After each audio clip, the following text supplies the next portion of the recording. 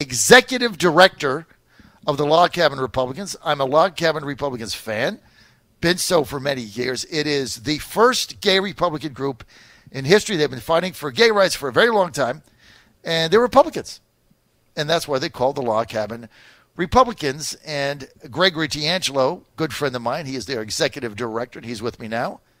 Mr. Angelo, great to have you. Mr. Fredericks, thanks for having me back. So I know we're going to talk about Judge Kavanaugh, but I mean, Here we are doing a football thing again, right? For the life of me, I'm a football fan, right? I am really excited about opening day, and my team is going to Miami, and we're going to be an underdog, and we always get beat there as it is. So I'm focused on that. You know, why do they have to kneel? I just don't get. If you don't want to stand, stay in the locker room, tie your shoes. Why make a spectacle of it? I mean, a couple of things. I mean, I understand where these, the impetus for these protests are coming from. There are quantifiable instances where police, bad police, I would say, who are in the definitive minority, but bad police who are engaged in racial profiling, who use inordinate amounts of force against black young men around the country. I get it, but it's not as though these NFL players are kneeling for the police anthem. The national anthem is something that is sacred to many Americans, especially Americans who have fought to make sure that the freedoms of those football players, mine, yours, and others, continue to exist. And the sad thing is, and maybe this is kind of what President Trump was hinting at in his tweets today, was that everything in America has become politicized, not just politicized, but over-politicized. And what used to be opportunities to take a break from politics, going to a Broadway show, going to a football game, have now become, going out to a restaurant, right, have now become flashpoints for politics. And, if we keep on heading in this direction as a country, if this only continues to intensify between now and November and now in the 2020 elections, it kind of frightens me to think where we'll be as a nation. I agree with that, and you're right. I mean, that's the first one I've heard that said this, that we're not playing the anthem of the police, right? We're playing the national anthem of the United States, and so there, I think, is a difference there, and I think you hit the nail on the head. But, this is going to continue through the season, and it's unfortunate because those of us that are football fans, and I know Washington, right? All my friends are Redskins fans here in the district. And on Monday, if they lose, everybody's in a bad mood. I mean, I've never seen anything like it. Everybody's just pissed. Yep. So I try to stay out of people's way after they get beat a tough game here on Monday. Let's get to Judge Kavanaugh. Now, you represent basically the number one gay organization, LGBT organization for Republicans, the Log Cabin Republicans. What is your organization's position on Brett Kavanaugh, Gregory Angelo? I encourage folks to check out a Fox News op-ed that ran on Tuesday of this week that explains my position and the Log Cabin Republicans' position in greater detail. But the bottom line is that there are genuine reasons why LGBT Americans should take heart in a Kavanaugh nomination and his likely confirmation as the next Associate Justice of the highest court in the land.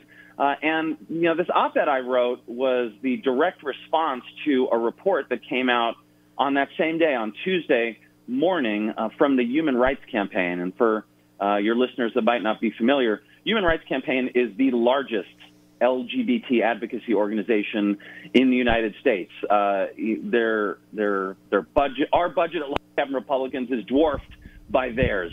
They have dozens of staff, not only here in Washington, they have probably hundreds more throughout the country, and they used to be an explicitly nonpartisan organization. And while they might still be on paper, after the 2016 elections, they've all but become an official wing of the Democratic Party.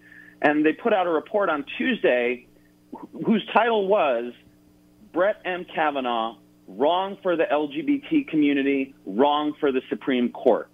And in the dozen pages that follow, they outline all the reasons why Judge Kavanaugh, as Justice Kavanaugh, would be a, quote, direct threat to LGBT Americans. Except guess what, John? What? In those 12 pages, there isn't a single mention of anything Kavanaugh has done, said, or written that could be even remotely construed as anti-LGBT. In the absence of anything explicit to condemn, they end up pointing to opinions he's written on the Affordable Care Act and voters' rights, and extrapolate that because of these decisions he's made on cases that have nothing to do with the LGBT community, well, one can naturally assume that he's going to rule this way if an LGBT related case came before him. And what does this show? I think this shows that, it's the result of this flimsy report was already baked in. And in fact, it was all reverse engineered, because the moment Justice Kennedy announced he was retiring in June, no one President Trump nominated to fill his shoes would be acceptable to the left. In fact, if Barrett was nominated, you probably could have just changed the title of this report that HRC put out and insert Barrett's name, and it would have been exactly the same. I guess the bottom line is this: what the Human Rights Campaign report neglects to mention are a couple of things. Like, number one, back in 2003, Judge Kavanaugh, when he was a part of the White House counsel with President George W. Bush, actually gave a speech to over 200 gay men as part of a Log Cabin Republicans event at the Eisenhower Executive Office Building. This doesn't really sound like something a raging homophobe would do if he was opposed to the LGBT community and had a deeply held and even constitutionally justified perspective justifying animus against the LGBT community.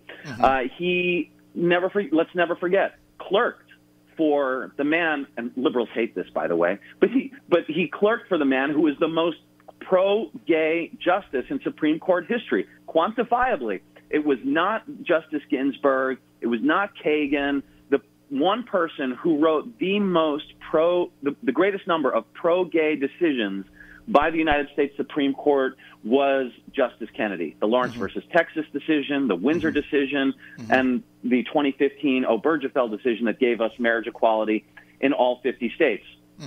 Even Neil Gorsuch, who was condemned as being an anti-gay fire breather during his confirmation process, concurred with Anthony Kennedy in the Masterpiece Cake Shop decision from 2 months ago, saying that gay people and same-sex couples are worthy of respect and dignity. That would kind of lead one to assume and truly believe that the clerks for Justice Kennedy, Gorsuch and Kavanaugh, were imparted with a similar sympathetic perspective on the challenges gay Americans face in the United States today. But no, none of that was mentioned in this Human Rights Campaign report, and none of this is mentioned by LGBT Democrats who think that Kavanaugh, if he's confirmed, is going to cancel marriage equality around the United States. And I really felt that it was important to stake out a counter position to that, to show that Kavanaugh does not have an anti-LGBT record, and that there are genuine reasons why LGBT Americans, instead of being fearful of a Kavanaugh nomination and confirmation, should actually be encouraged by the prospect of him becoming the next Associate Justice of the Supreme Court. Now, that makes a lot of sense. And, facts don't lie.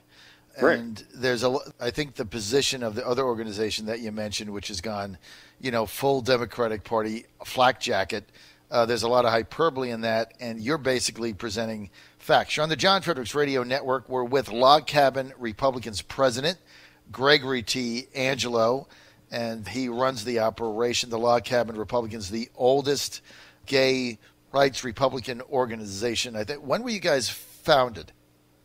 Remind me of that. 1977. 1977. We're in our 41st year.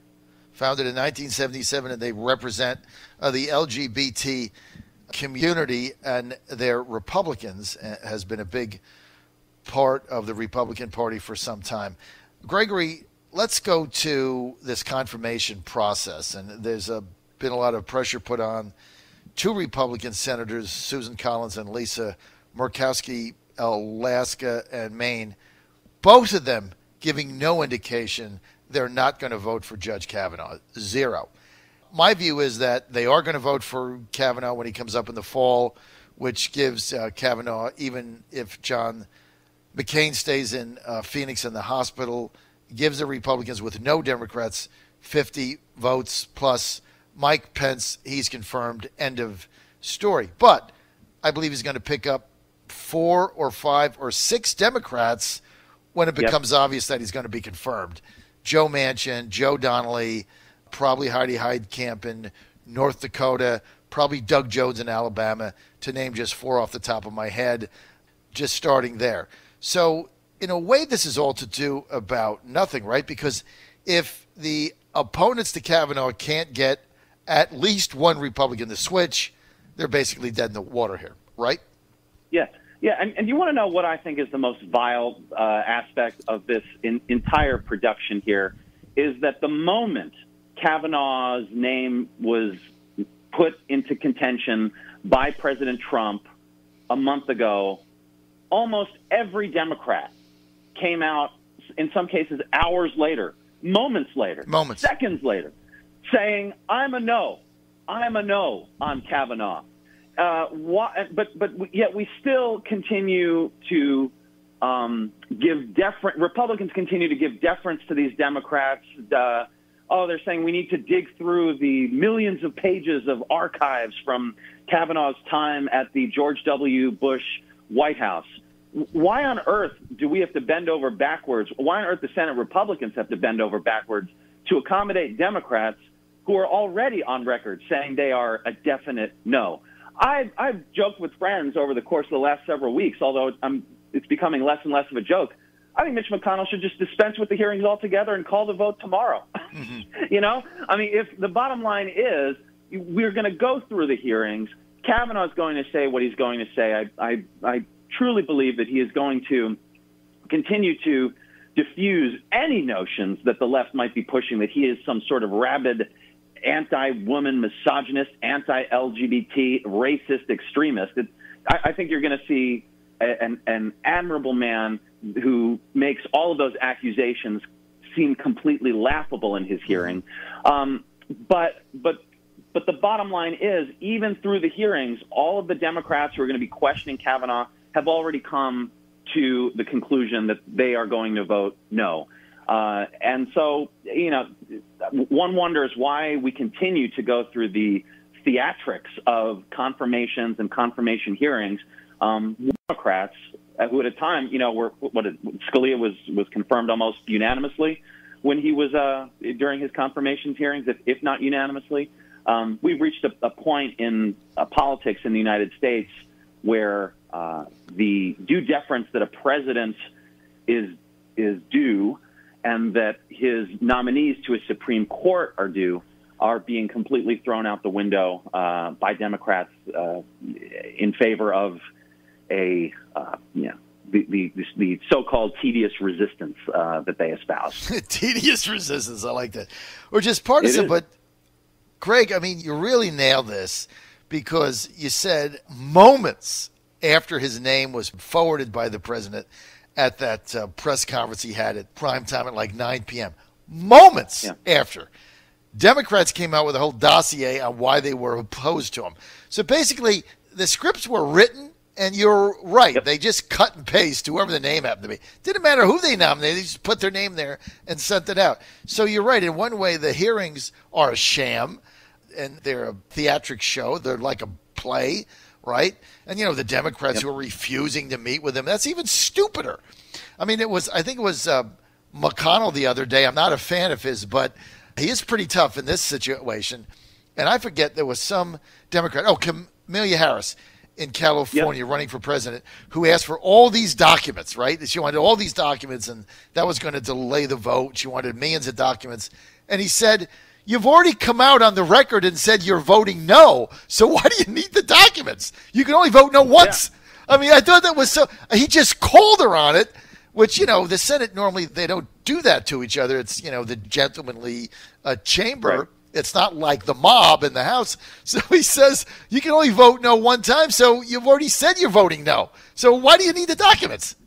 I mean, yeah, and why do you even need to ask questions of? Yeah, you already know at this point. Why? Exactly. Why do you need to be at a hearing to potentially get questions answered? The answer is you don't. If you're going to play your hand that way and just be so aggressively opposed to anyone, especially someone with a career as accomplished as Judge Kavanaugh, you don't deserve the traditional deference that senators have received in the past. I know, right? Absolutely. Hey, it's great to have you on, Gregory Angelo. He's the president of the Log Cabin Republicans, and you can get more information by going to logcabin.org, logcabin.org. Gregory Angelo, a fighter for freedom for the LGBT community within the Republican Party and a Trump supporter, and all around great guy.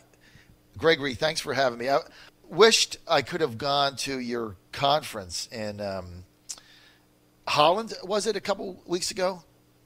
The conference you were at? I was representing our nonpartisan sister think tank, Liberty Education Forum, at the International AIDS Conference in Amsterdam. In Amsterdam, yeah. I was. It wasn't our conference, but I was representing the organization there. Yeah, I wish I could have gone to that, and that would have been a lot of fun. I couldn't get it worked out. We did look at it, though, because I thought that would have been interesting, but I appreciate you being there.